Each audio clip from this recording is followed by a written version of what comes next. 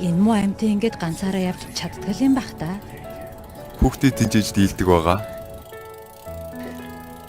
Яаж яваад жирэмсэн болцдог байна.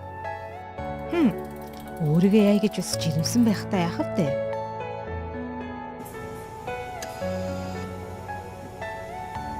Сайн байна уу?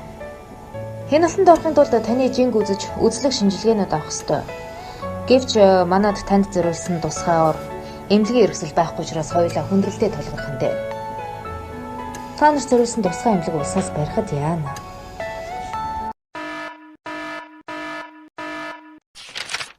Манай улсад 103 мянган орчим хөгжлийн бэрхшээлтэй иргэн байгаагийн 45 орчим хувь нь эмэгтэйчүүд.